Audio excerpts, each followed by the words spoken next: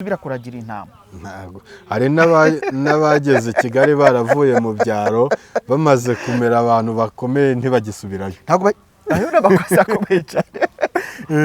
Iyi topic mumaze igihe mu Kristo azabona ko igihe kimusize azamenye ko ntago arimo kuzuza ubushake bw'Imana.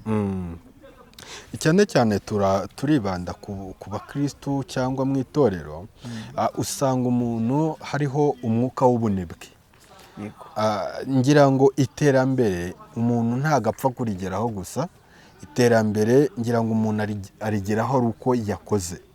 Habayeho gukora, gushakisha, gushyushya umutwe ugashakisha, noneho ugasanga mu barokore habaho umwuka w'ubunebwe wo kudakora, avuga ngo Imana hari icyo yamvuzeho, ngo mfite nzayimana. Ese nzayimana ushobora kugenda bakaguha keredi ujyanye nzayimana yenda uyu mwuka uba mu biba ngombwa utire ibikoresho ariko ntuze gusabiriza. Haleluya. Utire ureke gusabiriza. Ubwo gutira ni nko kuvuga ati nguriza igishoro. Ni igishoro. Ariko kugira ngo ubone icyo gishoro nuko warubatse icyizere ubunyangamubayo mu bantu. Rero ndabasuhuje mu izina rya Yesu Kristo, umwami n'umucunguzi wacu. Imana y'amahoro ibaha umugisha mwebwe mudukurikiye kuri Yesu ni byose TV, aho muri hose muhabwa umugisha, mugirirwe neza n'Imana. Amazina yanjye ni Pastor Bernard nkuko dusanzwe tubana. Rero dushimye Imana ko twongeye kuboneka hano kuri kamera za Yesu ni byose TV. Turashima Imana kandi namwe turabashimira mwe mudukurikirana uko bwije nuko bukeye, mu bihugu bitandukanye, mwaba mwe muri hano mu Rwanda, baba hanze y'u Rwanda, ku migabane itandukanye muradukurikirana, turabizi. Imana ibaha umugisha. Tunashimira mwe mwakoze subscribe, mukora share, mukora like, turabashimira. Imana ibaha umugisha. Kandi nawe udukurikiranye utarakora share, utarakora subscribe, utarakora like ndetse na comment yawe, nawe ni igihe cyiza cyo kubikora kugira ngo ujye ukurikirana ibiganiro byacu. Rero Imana ibaha umugisha. Kuri uyu munsi ntabwo ndi jyenyine, ndi kumwe n'umukozi w'Imana ugiye kubibwira. Tuguhaye ikaze Pastor. Murakoze cyane mushumba, murakoze cyane abakunzi ba Yesu ni byose TV. Nishimiye cyane kubona nanjye mwampaye ikaze. Ndabasuhuza, nitwa Pasteur Gashugi Olivier. Pastor Gashugi Olivier kaba ari umukozi w'Imana turi kumwe hano, tugiye kugirana ibihe byiza. Rero ndakwifuriza kubana natwe, iki kiganiro ukagikurikirana, ukagitangira, ukagisoza, ndabizi urazago hezagirwa. Imana iguha umugisha Pastor, turakwakiriye. Murakoze cyane. Hano kuri Yesu ni byose TV turakwishimiye kandi turagukunda. Murakoze cyane. Rero mbere yo kugira ngo dutangire ikiganiro cyacu uyu munsi, tujya tugira ikiganiro cyitwa Sobanukirwa, niyo mpamvu twagutumiye. Rero mbere yo kugira ngo dutangire, reka banze dushyire imbere y'Imana ubundi tubone gutangira. Murakoze cyane mushumba. Mana Data, Mana ishobora byose, ndasenze kugira ngo Umwuka Wera aze abane natwe kandi atuyobore muri iki kiganiro cyiza twifuza gusobanukirwa. Mwami Mwuka Wera ni umwarimu mukuru kandi ashobora kudusobanurira byose. Bana natwe, bana n'abarimo gukurikira iki kiganiro bose, mu izina rya Yesu. Amen. Imana iguha umugisha kubw'isengesho dusengeye, kubw'umugisha uduhesheje. Rero Pastor, hano kuri Yesu ni byose TV, uru rubuga rw'ivugabutumwa dukora hano rwubakiye ku nkingi eshatu. Inkingi y'ijambo ry'Imana, inkingi ijambo ry'Imana aribwo butumwa bwiza, inkingi ya kabiri ni ubuhamya, inkingi ya gatatu ni Sobanukirwa. Tujya tugira ikiganiro bita Sobanukirwa, duhamagara abakozi b'Imana tukagira ibyo tubabaza badusobanurira, cyane cyane ku byo abakunzi bacu bajya batubaza bati muzadusobanurira ibi ngibi muri Sobanukirwa. Rero muri ubwo buryo twaguhamagaye kugira ngo udufashe, uri umugabo w'inararibonye, ukoze umurimo w'Imana muri iki gihugu, hanze yacyo hose wagiye ukora umurimo w'Imana, ngira ngo uri umuntu ufite ubuhamya bukomeye muri iki gihugu, uri umugabo wagiye ukoreshwa n'Imana mu buryo bukomeye. Rero twifuzaga muri sobanukirwa y'uyu munsi tugiye kuganira ku iterambere n'agakiza. Yego. Amahirwe ngize nuko ndi kuganira n'umuntu mbona byose wabigezeho, agakiza, iterambere, ibintu byose, ariko iterambere n'agakiza ni bimwe mu bintu bigoye abakristo muri iki gihe, usanga batazi kubihuza, batazi kubijyana, ugasanga umuntu mu mwuka yaragutse rwose ariko mu mubiri wapi, ugasanga bamwe bateye imbere mu mwuka ariko mu buryo bw'umubiri nta terambere, ugasanga abandi bateye imbere mu buryo bw'umubiri ariko mu mwuka wapi, ugasanga iterambere n'agakiza mu bizera, mu bakristo, ugasanga ni ikintu kigoye. Hari n'abatera imbere agakiza bakahita bakareka. Rero niyo mpamvu twaguhamagaye, ni gute umukristo ashobora kugira agakiza akagira n'iterambere? Murakoze cyane. Iyi ni topic nziza cyane nishimiye, mu buryo twashobora kuganira ku ijambo rivuga ngo agakiza n'iterambere. Ni ibintu bibiri, kubihuza rero birasaba umuntu gukurikirana neza. Yego. Tubanze tuvuge ku iterambere. Yego. Iterambere ni ukuva aho uri ugera ahandi, kandi uzamuka ku ntera. Bimeze nko kugenda ku maesikariye, ku rwego, ugenda utera intambwe uzamuka, kandi udasubira inyuma ahubwo uzamuka ujya imbere. Iterambere n'agakiza. Agakiza ni ibijyanye n'umwuka, iyo ni faze ya mbere. Hanyuma iyo hari iterambere hagomba kubaho no mu mwuka gutera imbere. Ntago tugomba kuba turi abantu bakijijwe, abantu bizera Imana, hanyuma tugume hamwe, hanyuma ibindi bidusige. Yego. Turimo turajyana neza. Turi kugendana. Icya mbere, Imana iri mu muntu. Iyo tugiye mu itangiriro muri Genese, dusanga Imana yaremye umuntu imaze kumutegurira ibindi byose. Mbere yo kugira ngo Imana ireme umuntu, yabanje kurema ibizamubeshaho. Exactly. Ibizamubeshaho. Hanyuma icyo Imana yamuhaye nk'inshingano ni kubihindura bikaba byiza kurushaho. Yego. Iyo umuntu amaze kubona agakiza, gukizwa ni ukuvuga ngo wari ugiye gupfa, none urarokotse, urakijijwe. Yego. Uvuye mu byo wari urimo bitari byiza, ugiye gufata ibyiza. Hanyuma kugira ngo uhindure isi ibe nziza kurushaho. Yego. Iterambere rero, reka dusubire none ku iterambere. Iterambere harimo umuvuduko ukomeye cyane. Isi turimo muri iyi minsi ntabwo imeze n'isi ya kera, cya gihe cya Adamu na Eva. Ntabwo bimeze nk'isi ubutumwa bwatangiye mu ivugabutumwa igihe Yesu yari ariho imyaka 2000 ishize. Harimo diferanse ikomeye cyane. Ibya kera n'ibyo ubu ngubu. Niyo mpamvu Bibiliya ivuga ngo ibya kera mu byihorere, byashize mwo kubyitaho. Biravuga ngo ibya kera mu bireke. Ibyo bya kera rero ni bya bindi bishaje mu buryo bwo kujyana n'igihe. Ubutumwa turimo uyu munsi, turimo gukora uyu munsi, ni ubutumwa bugomba kujyana n'igihe turimo. Ndaguha urugero. Igihe cya Yesu abantu bari bagomba kuba bafite amavewite, bari abantu bagomba kuba bafite indogobe n'amafarashi. Nizo vewite zo na Yesu yayigenzeho, turabyibuka. Arimo kugera i Yerusalemu. Yari amaze igihe agiye i Yerusalemu agenda n'amaguru, agenda nk'umuntu usanzwe, ariko igihe kimwe aravuga ngo ndahinduye strategy, reka ngendana n'iterambere, ngomba kugenda n'iterambere. Abwira abigishwa mugende muziture cyana cyendo na nyina wawe, muziture rwose muyinzani, niba babaza mubwire ngo umwigisha arabitegetse. Ni nako bimeze. Mu yandi magambo, tugomba kuba dufite iyerekwa nk'abantu bakijijwe yo kuvuga ngo natwe hari igihe tugomba kugendana na mu iterambere. Yesu agenda ku indogobe cyangwa akagiye akanahindura akagenda mu bwato akagenda mu bwato. Ubwato icyo gihe bwari butunzwe n'abakire n'abantu bifite nka Petero buriya yari umukire. Yego. Iterambere rero mu gakiza tugomba kuba dufite n'ubushobozi bwo kuvuga ubutumwa tukajyana n'igihe. Pastor, ko tukiri aho ngaho kuri iryo terambere harimo ibintu ubona ko abarokore batabyumva kimwe bijyanye n'iterambere, bavuga ngo ni inzaduka.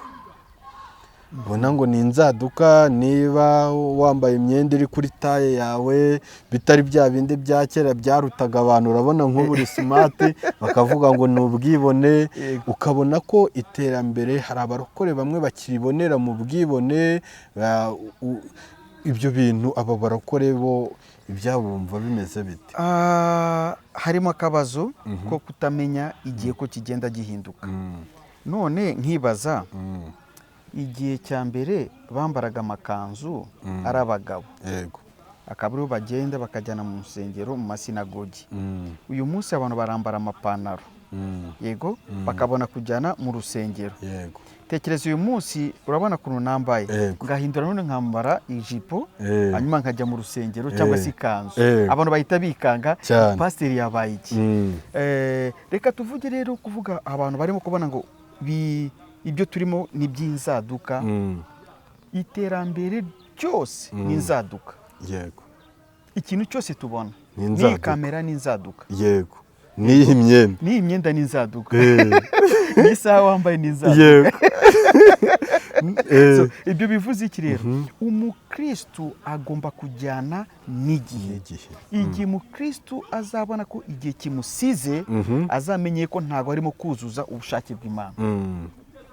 Cyane cyane turibanda ku bakristo cyangwa mu itorero, usanga umuntu hariho umwuka w'ubunebwe. Ngira ngo iterambere umuntu ntagapfa kurigeraho gusa, iterambere ngira ngo umuntu arigeraho ari uko yakoze. Habayeho gukora, gushakisha, gushyushya umutwe ugashakisha. Noneho ugasanga mu barokore habaho umwuka w'ubunebwe wo kudakora, avuga ngo Imana hari icyo yamvuzeho, ngo mfite nzayimana. Ese nzayimana ushobora kugenda bakaguha keredi ujyanye nzayimana yenda uyu mwuka uba mu barokore utuma batagera ku iterambere uterwa n'iki? Ahubwo jye ndatekereza ko ari yo nzaduka. Kuko igihe cya Paulo yarakoraga. Yego. Yagendaga akaboha amahema, agakora, akavuga ubutumwa kugira ngo ubutumwa ntuze kugira iki inkomyi. Yego. Ubunebwe rero ni ikintu kimwe Bibiliya ijambo ry'Imana ritemera. Ntago ryemera yuko umuntu adakora kugira ngo ashobore kuvuga ubutumwa, ntago byemewe. N'abantu bose mu bigishwa ba Yesu yafashe n'abantu yasanze bari mu mirimo barimo gukora. Matayo yari umukoresha w'ikoro, n'abandi n'aba Petero n'abarobyi n'abandereya bene Zebeda, bose bararimo gukora, bari ku murimo. Icyo navuga uyu munsi kugira ngo iterambere dushobore kurigeraho mu bice byose bya sosiyete, kuko harimo sosiyete igenda irimo gukura, igenda irimo guhinduka. Yego.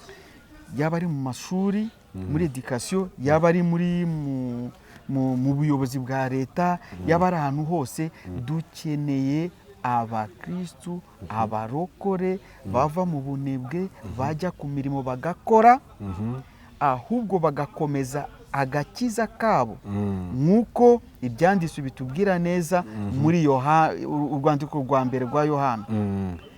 Tugomba gukora. Bibiliya iratubwira yuko udakora ntakarye. Kandi ngo Imana izaha imigisha imirimo y'amaboko yawe. Ngo ikintu cyose uzerekezaho ikiganza, Imana izayihesha umugisha. None urifumbatse gutya, uribwira yuko imigisha izaza wifumbatse? Ahubwo ugomba kujya kuri tere ugakora. Iyo urimo gukora ujyana n'igihe. Yego. Reka mu bundi buryo nkubwira nanone ku kijyanye n'iterambere.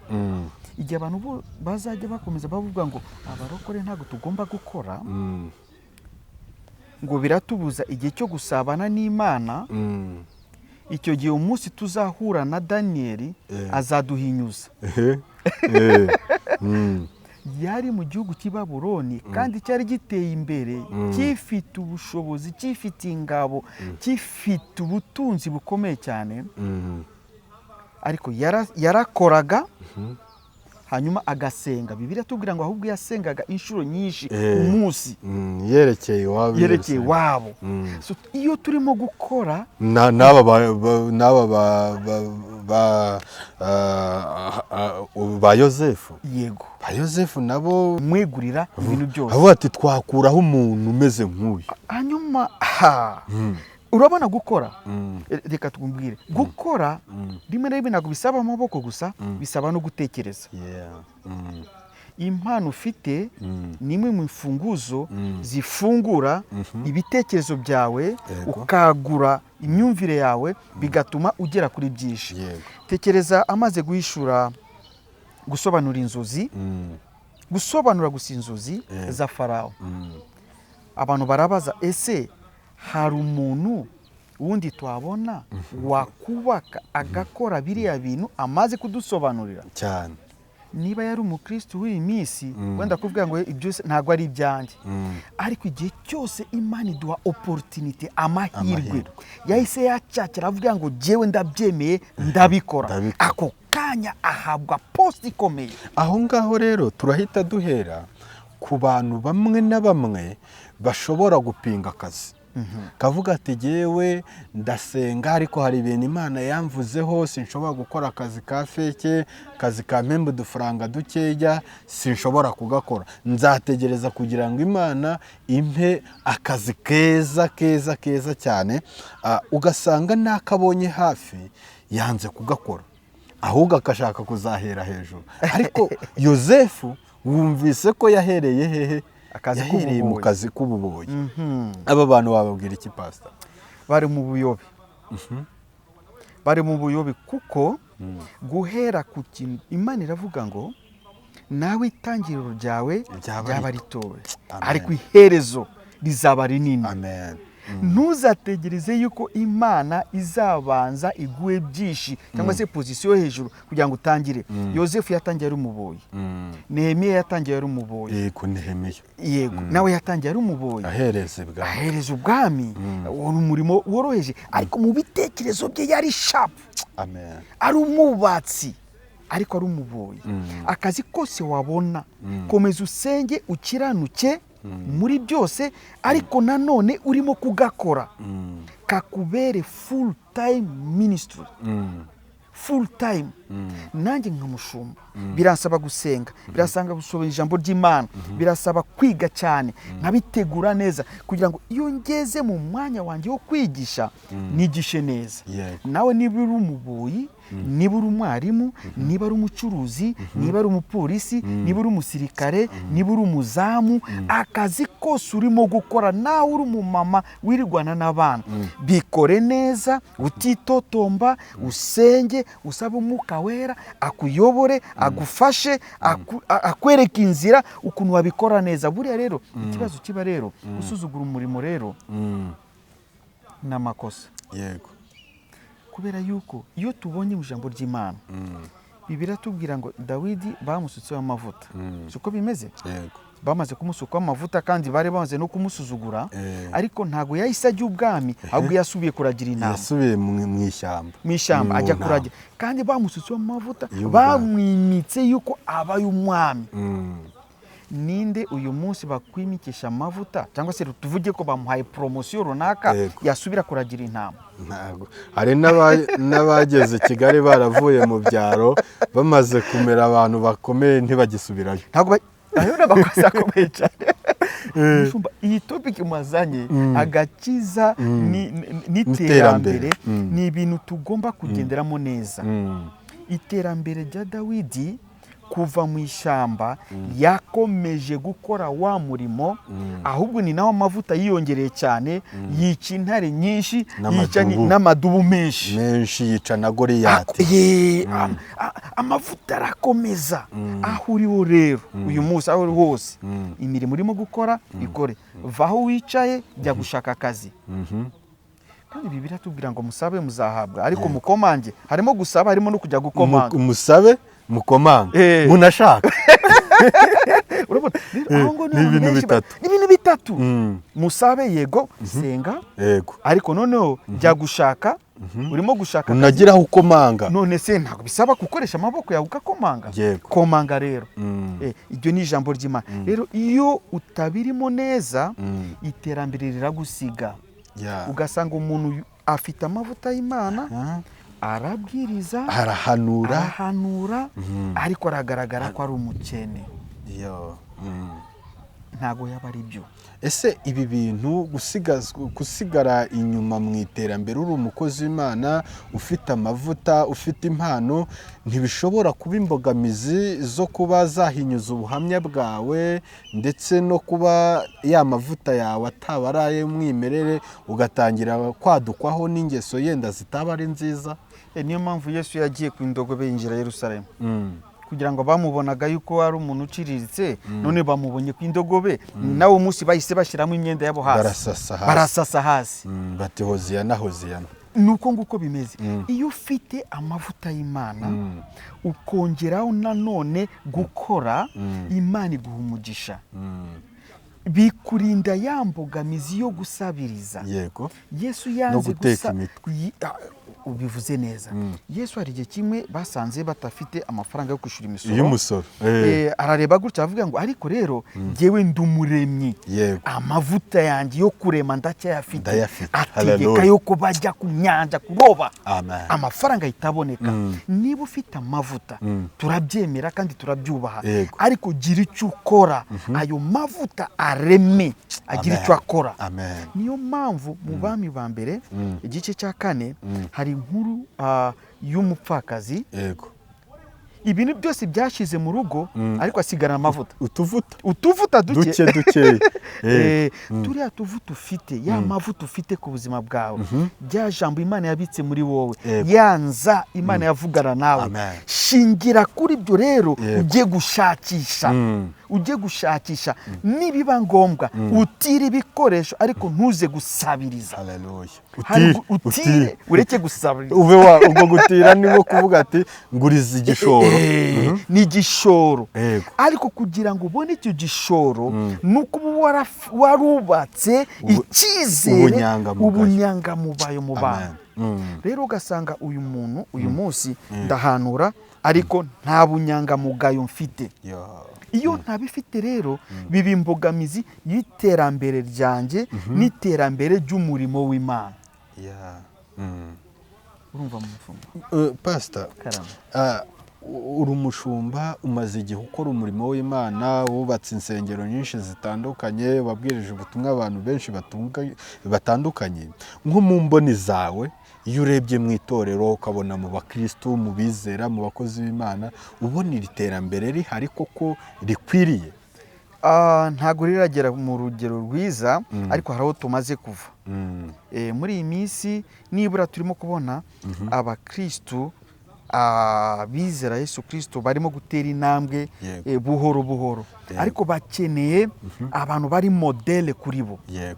Abantu bahagarara bagakora ibintu, bagakora imirimo, bakagaragaza ibikorwa, hanyuma ibyo bikorwa bigatuma n'abatizera bifuza gukizwa, kubera ko babona yuko iyo migisha tuvuga yuzuye muri Bibiliya irimo kugaragara. Buriya rero reka nkubwire n'ikindi, situvuga ko turabuzukuruza ba Abrahamu. Abrahamu ntabwo yari umukene, yari umukire, yarakoraga, yarafite inka, yarafite amatungo, yarafite ingamiya, n'abamukomokaho bari bakize. Nuko nguko bigomba kuba bimeze. Byaba ari agahinda kubona umuntu wamaze imyaka 30 ari mu butumwa bwiza, yaravuganye n'Imana, kumva ijwi ry'Imana, Imana yaramuhamagaye, ishyiraho n'ikimenyetso biragaragara, ariko uyu munsi akaba ari umukene, agasaza ari umukene, atagira haba, atagira uko abaho. ibyo rero ni ikintu bivuga ngo ntago yigeze yiteganyiriza. Icyo nicyo cya mbere. Mu iterambere areba yuko isi irimo kugenda. Bisobanuye iki rero? Isi nidusiga tusoza nabi. Ndetse n'urubyaro rwacu n'abadukomokaho bakabura intangiriro. Biba automatique. Dusa nk'abantu tugiye kuraga abadukomokaho ibyatunaniye tukabasiga mu bindi bibazo. N'ubundi urumva ntituba twarigishije abo bana bacu neza kubera iki? za mbogamizi z'ubukene. Uyu muzi rero w'ubukene mu bizera, mu bakozi b'Imana, uyu muzi ugomba kurimbuka ute? Umuti ni umwe, ni ugusoma neza ijambo ry'Imana, tugasobanukirwa yuko ijambo ry'Imana ritubwira neza yuko turi abami n'ibikomangoma. Turi abami n'abatambyi n'ibikomangoma. Mu bami ba mbere igice cya 19 dusangamo inkuru ihambaye. Umuhanuzi Eliya arimo aragenda, Imana iramubwira ngo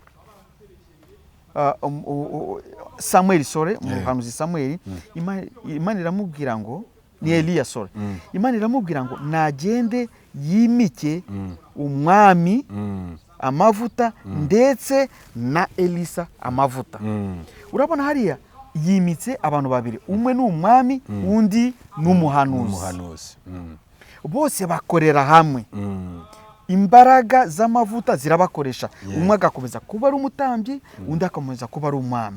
Ibyo bishatse kuvuga iki? Ku buzima bwacu bwa buri munsi, iyo dufite umwuka wera, umwuka wera atwemerera kuyobora inzego zitandukanye turimo, tukazikoreramo. Niba ari umutambyi ukaba umutambyi, niba ari umuvugabutumwa ukaba umuvugabutumwa, ndetse niba uri umuvugabutumwa si ngombwa yuko mpaka ahagare ku rusengero. Oya, nawe urimo gucuruza wavuga ubutumwa, urimo uravuga ubutumwa.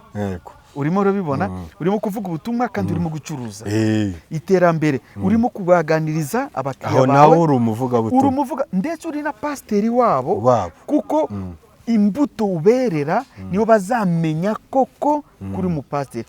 Ikigero baravuga ngo muzabamenyera ku mbuto zabo, kandi ibyo ntabwo bavuga ngo ni ku mukristo cyangwa se ku pasiteri gusa, ni na wa wundi wakijijwe uyu munsi.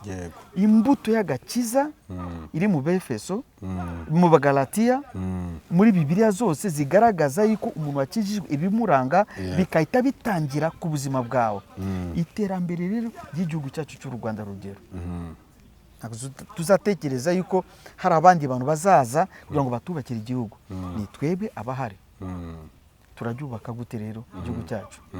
Tugomba kuba inyangamugayo, indangagaciro z'abakristo zikaturanga aho turi hose. N'uguhaye akazi ugakora neza. Ahubwo muri iyi minsi no kubona umuntu umwizerwa kumuha akazi ni ikibazo.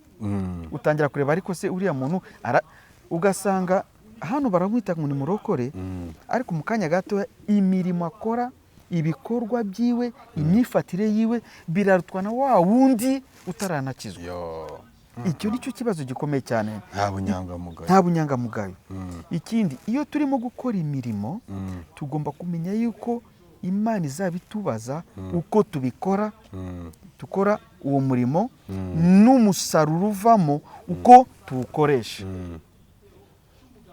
Yego, iyo niyo ntambwe y'iterambere ry'igihugu n'iterambere ry'umurimo w'Imana. Ushatse kuvuga neka nkubaze n'akandi kantu. Ntabwo urabona umuntu afite inzu nziza, Imana yamuhaye umugisha, ariko hajya gusengera ugasanga amabati arimo arava? Nacyo ni ikibazo. Nacyo ni ikibazo kabisa. Biratangaje. Ni ikibazo gikomeye. Uwo muntu arumva ijambo ry'Imana, ariko ntabwo ashaka kudevelopa, guteza imbere aho ahurira n'iyo Mana yiwe. Bimeze nk'ubona umuntu arakize, ariko arajya gushaka imbaraga ku mupfumu uri muri nyakatsi. N'ubujiji. So iterambere rero mu mwuka, Yesu yagendanaga n'abadamu. Hari abadamu bahoraga hafi yiwe, bafata ubutunzi bwabo bagashyira mu murimo w'Imana bakawuteza imbere. Turabona na Petero wari umwigisha, intumwa ya Yesu, nawe yafashe ubwato bwe abutiza Yesu. Uzi gutiza umuntu igikorwa akagikora, ntabwo uzaburamo nawe gutera imbere. Niyo mpamvu Yesu yamuhesheje umugisha, ubwato bwe bwuzuramo amafi. Muri make dufite n'abantu batera imbere, ariko iterambere ryabo ntirigirire umumaro famiye yabo, ntirigirire umumaro igihugu, ntirigirire umumaro n'itorero. N'aba egoiste. Iryo terambere hari umusaruro rero rifitiye abantu? Ntawo. Ni ukuvuga ngo niba uba mu itorero ukaba warateye imbere, ukaba ufite kampani, ukaba utaha abantu akazi musengana, ahubwo ukavuga ngo uriya yambaye nabi kandi utamwambika neza, ukavuga ngo uriya araririmba ariko ubona atameze neza kandi utagira icyo ukora, uwo muntu we ntago aba ari ikibazo, aba afite ikibazo. Ikibazo cya mbere ni egoiste, arikunda. Ikibazo cya kabiri ni umuopportuniste, arabona opportunity ihari akayikoresha, hanyuma agacaho akagenda. Ntacyo aba arimo gufasha umuntu. Hari n'abandi bahindura n'itorero. Aho yasengeraga yabona kavuga ati aha nta parikingi ya VUT yanjye, reka ngende njya ahandi, aho kugira ngo kandi umugisha yarawukuye aho ngaho. Birababaje. Rero kuriya iyo umuntu afite agakiza atagira iterambere, cyangwa akagira agakiza akagira iterambere atagira agakiza, njye mvuga ko aba ameze nk'inyoni igurukisha ibaba rimwe. Buriya inyoni igurukisha ibaba rimwe nta hantu ishobora kugera, ntabwo bishoboka. Rero iyo umuntu afite iterambere akagira n'agakiza, biba biryoshye, bituma akizwa neza, bituma yera imbuto, bituma binyangamugayo, bituma abana n'abantu bose amahoro, ndetse rero niyo mpamvu tuba twakoze iki kiganiro kugira ngo buri muntu wese udukurikirana utwumva nawe ushakishe. Shakishe. Hari ababembe nakunze ngo baricaye bavuga bati rero aha hantu turi n'ubundi inzara imeze nabi, tuhagumye turapfa, icyaba kiza tugende. Mu kugenda, mu guhaguruka harimo ibanga, pastor. Harimo ibanga rikomeye cyane, kuko biratubwira ngo aho uzakandagira hose nzahaguha. Yego. Guhaguruka kuba bari ababembe bari bamaze gutabwa. Hari abantu bamaze gutabwa mu mafamiye, bamaze kuba abantu basuzuguritse muri sosiyete, ariko muzaguma n'ibanga rivuga ngo Uwiteka ari kumwe nanjye. Yego. Iryo jambo nicyo ryafasha abo babembe gusohoka bakagenda bakarusha ingabo zari zihari, bakarutakura umwami wari uhari, bagafungura igipangu bakagenda bakarwana. Dore kandi Imana ikoresha ibintu bya bindi ufite kugenda, ibirenge byabo birimo kugenda bihinduka amabombe akubita. Ingabo zose zumva ibintu byakoze zirahunga, ziragenda, barahunga, hanyuma baragenda bafata ubutunzi, bagira bati ndabakunda bari abantu ntabwo bikunda. Nanjye narabakunze, babwiye n'ababo, barabifata, barabanza barabijyana, barababwira ngo nimuze murebe. Hari abantu rero uyu munsi tubona ko baciriritse, yego, tubona ko ntacyo bashoboye, nyamara hari icyo Imana yashize mu buzima bwabo. Nubisobanukirwa gusa ni urufunguzo, nk'uko nabivuze kare, rukingura imigisha yawe. Ntuzisuzugure rero, hari icyo wakubaka, hari itafari washyira muri sosiyete yawe. Yego. Imana iguhe umugisha. Yenda turi kugenda tugana ku musozo, nkavuga ngo ikintu wabwira aba bashomeri bari mu nzu y'Imana ariko bafite icyo Imana yavuga. Ubundi igihe buriya sinemera ko umuntu aba umushomeri atarize. Buriya jyewe mba mbona umushomeri ahubwo yakabaye uwize. Kubera iki? Umuntu iyo yize niwe nemera ko yakabaye umushomeri. Kubera iki? Abategereje yuko azabona akazi k'ibyo yigiye. Sibye ko iki gihe nacyo atari igihe cyo gutegereza ibyo wigiye, ahubwo ari igihe cyo guhanga ibyo ukora. None ugasanga umuntu ntiyize, nta mashuri afite, nta diploma afite, ntacyo afite, kavuga ngo nanjye ntegereje akazi. Utegereje akahe wigiye? Ahubwo mbona wakora akariko kose. Bivuze ijambo rirakomeye. Mbona wakora akariko kose utishinze umuntu wize utegereje yenda kuzabona akazi k'ibyo yigiye, ahubwo wowe ubwawe ugakora akazi akariko kose, kuko ntutegereje ibyo wigiye, ntabyo wize.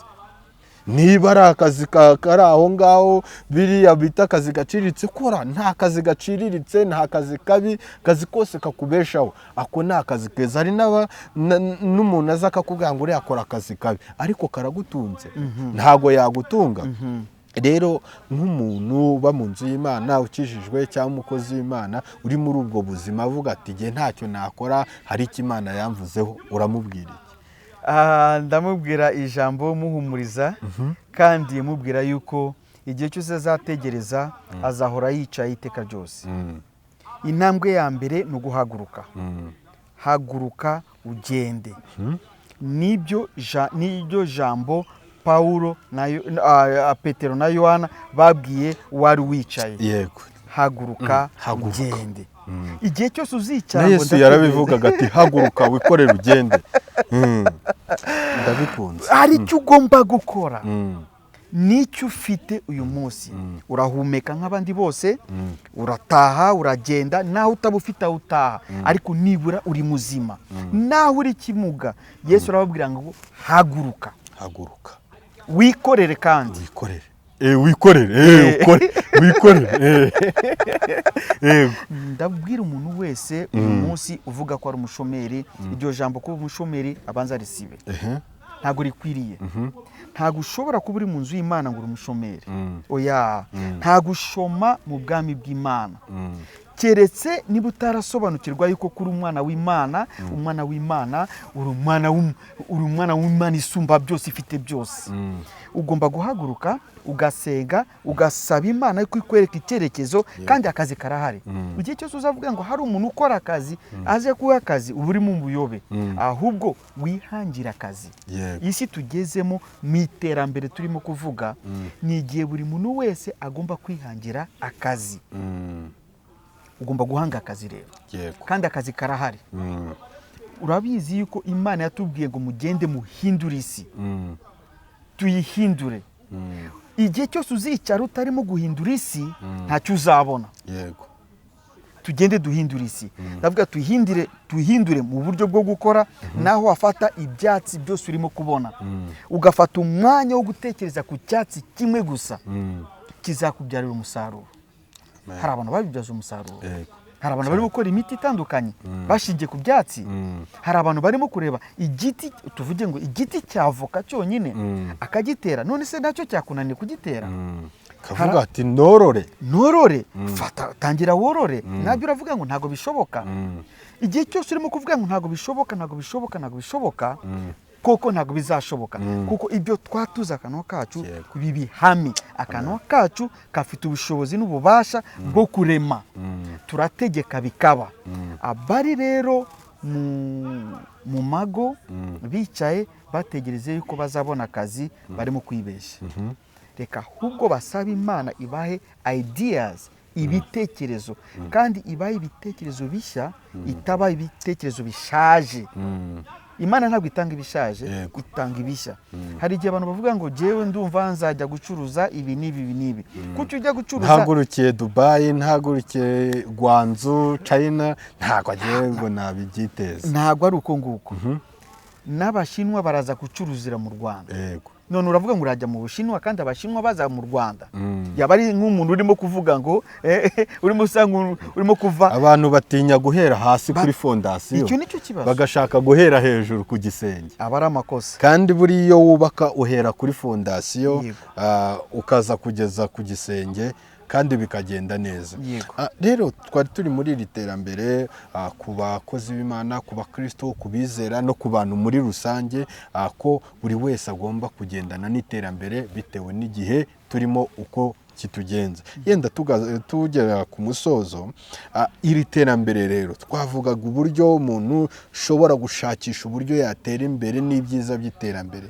Dufite abantu rero bateye imbere, mu bakristo, mu bizera, mu bandi rusange, bateye imbere, bagira iterambere, bafite amakampani, bafite inganda, bafite amamodoka, bafite iki. Ariko iryo terambere twavugaga ryabibagije Imana. Ni ikibazo gikomeye cyane. Ikibazo gikomeye, kuko muri iyi minsi iterambere turimo kujyamo, cyane cyane bijyanye na social media, bijyanye n'ikoranabuhanga ritandukanye, usanga abantu barimo kuva ku Mana kubera ubumenyi burimo kwiyongera cyane, ahubwo bakagwa. Iterambere uzabona ryose ririmo gushaka kukuvana ku Mana uzarireke. Niyo nama nkubwiye, kuko ibingibi byose tubona bizashira, hazasigara gusa agakiza. Niyo mpamvu mu byo ukora byose fata agakiza kawe ugakomeze. Waba ukiri uyu munsi nta mirimo ufite, ni nako bizaba bimeze umaze kubaka izina. Ntuzasige agakiza kawe, uzagakomeze. Dufite abarokore benshi batangiye bakijijwe bagira gute, bashaka iryo terambere, tangira gukora imirimo itandukanye, baracuruza, bageze ku rwego bajya hanze, ariko ugasanga umuntu atangiye kuburira Imana umwanya. Tangiye kuburira Imana umwanya mu gihe cyakabaye cy'Imana, agize ibirori, agize ubutumire, agize ate. Nibyo bya bindi Bibiliya ivuga ngo umutunzi kugira ngo ajye mu bwami bw'Imana ni nk'uko ingamiya yaca mu jisho ry'urushinge. Ibyo uvuze birumvikana. Abantu benshi rwose iyo yari illustration Yesu yatanze, ni urugero yatanze, kuko uko uba umutunzi ni nako ugira umwanya muto w'Imana. Ibyo rero kubirwanya ni ukumenya yuko ugomba gukoresha imbaraga zose ugaca mu izuru hariya rw'urushinge. Bisobanuye rero nta mucuruzi nta n'umukire wagira imirimo myinshi kurusha umwami. Amen. Dawidi yavuze gute ngo umunsi umwe mbere y'Uwiteka, mbere y'Imana bindutira imyaka 1000 hanze. Bishatse kuvuga iki rero? Yarasengaga, yakoraga indi mirimo yose y'ubwami, ariko akafata umwanya wo gusabana n'Imana. Uyu munsi rero uko ubona amafaranga, uko ubona ubutunzi, nyaboneka ntuzibagirwe yuko bishobora kuzarangira, kandi koko bizarangira, ahubwo icyo uzasigarana ni agakiza. Gutakaza agakiza wakagumana, ahubwo ugatakaza ibindi byose ukagumana agakiza kawe. Amen. Pastor, impamvu nkubajije ibyo bintu, ubona ko umurokore wagize umugisha, wagize iterambere, wagize amafaranga, atangira gutinyuka ibyo yatinyaga. Ufite abarokore benshi, ariko bamwe na bamwe ntago nciye iteka, usanga yari umukenero, umunyabutayu, ariko abonye amafaranga, ageze mu iterambere, tangira gutinyuka ibyo yatinyaga. Niba yaratinyaga inzoga, atangiye kuzitinyuka. Niba yaratinyaga ubusambanyi, atangiye kubutinyuka. Niba yarabanaga n'umugore abona mwishimiye, atangiye kubona ko atakiri mu cyerekezo cye, batakijyanye. Niba hari byinshi byaha yatinyaga, bamwe batangira kubizirura. Aba barokore ni ukubera iki? Ngira ngo niyo mpamvu Imana inaheza abarokore mu butayu cyane, iterambere rikababa kure, nuko iyo bamaze kurigeramo bahinduka. Imana yacu ni Imana itangaje. Hari igihe twima ibintu bimwe kuko itwifuriza kugumana bimwe. Yego.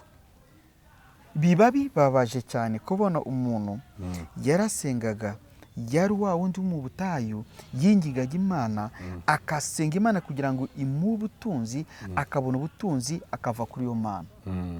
Ni agahinda gakomeye cyane.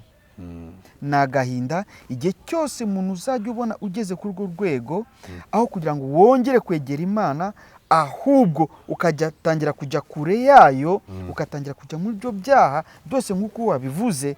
Ni agahinda gakomeye cyane.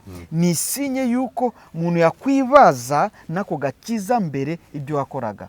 Turabona hari abantu benshi bagiriwe neza. Reba nka Daniel, ariko ntago yigeze ava ku Mana ye. Yego. Yari mu bukire, yari ku mwami, yari umutoni ku mwami, yari imbere y'Imana buri gihe cyose asenga kurushaho uko Imana yagendaga ibana nawe. Muvandimwe rero, uyu munsi iterambere uko tuyijyamo, ntituzibeshe tukava ku Uwiteka. Amen. Kuko ibindi byose bizashira. Shatse kuvuga ngo umugisha cyangwa iterambere bitarimo Imana, gutera imbere ugasiga Imana, kujya mu mugisha ugasiga Imana, ugasiga agakiza, bizanira umuntu kurimbuka. byamubuza n'ubugingo, byamubuza ubugingo neza cyane. Kuko muri Yohana urwandiko rwa mbere igice cya 3 aravuga ngo icyo nifuza nuko mwatera imbere muri byose mukagira ubuzima bwiza. Icyo ni cyifuzo, ariko tukabigeraho tutavuye ku Mana. Amen.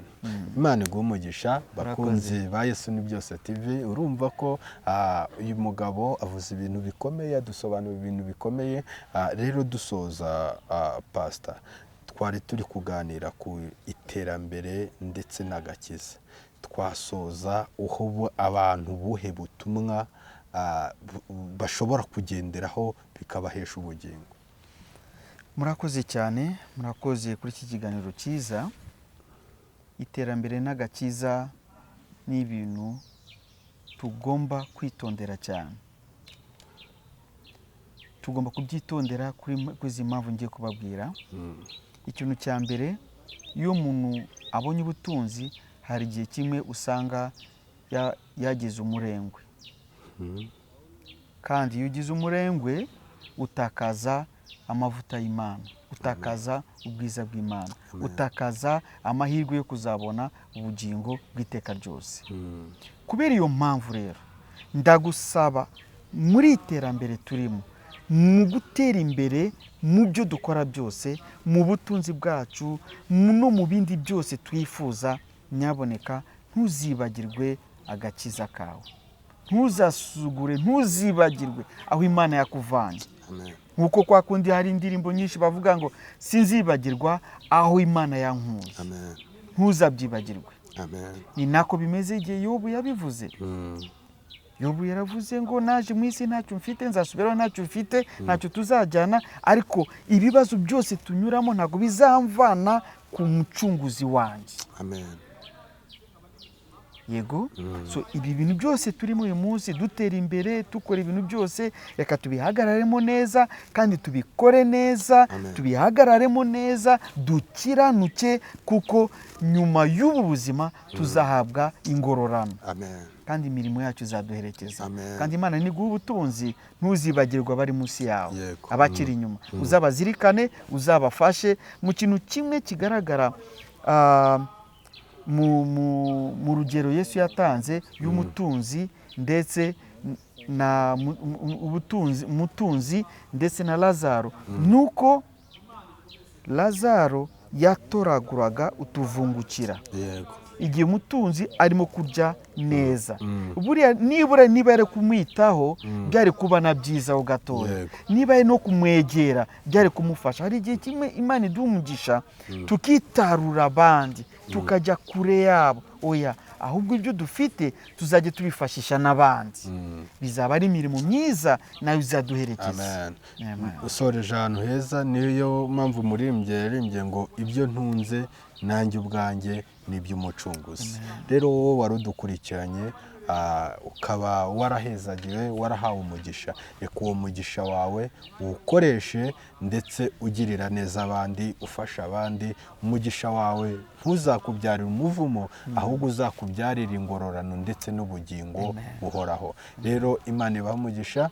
Niba utarakora subscribe, turagusaba kuyikora, ukore like, ukore share. Iki kiganiro ni cyiza, kigeze ku bandi. Rero twasoza usenga, usabira umugisha abantu, basengera kugira ngo bagire iterambere, bagire n'agakiza, byose babifashwemo n'Imana. Murakoze cyane mushumba. Murakoze namwe abakurikiye iki kiganiro. Reka dusenge. Mana, ndagushima kugira neza. Ndakweretse umuntu wese ukurikiye ikiganiro n'abandi bazagikurikirana. Mwami, reka bagire iterambere ryiza ririmo agakiza, kandi ako gakiza kababera impamba y'imisi yabo yose yo kuba hano ku isi, ndetse batunge nk'uko Aburahamu yarabifite, ndetse na Isaka na Yakobo. Abo bantu bose batubanjirije, icyo cyitegerezo cyiza, urugero rwiza batugaragarije, Mwami, bagakiranuka. Harimo na Yosefu mu gihugu cy'amahanga, yari umusore yanga kwiyanduza, kandi afite ubutunzi, afite na za opportunity nyinshi zari imbere yiwe. Mwami, muri isi rero turimo uyu munsi harimo ibigeragezo byinshi, harimo n'ubutunzi bwinshi. Mwami, imirimo y'amaboko yacu nk'uko urimo kuduhesha imigisha, reka Mwami dukiranuke muri byose. w'umugisha umuntu wese udukurikiye, w'umugisha aba bantu bawe bose bari hariya hirya no hino bategereje, bafite nzakugirira neza, nzakwagura, bafite amasezerano bavuganye nabo.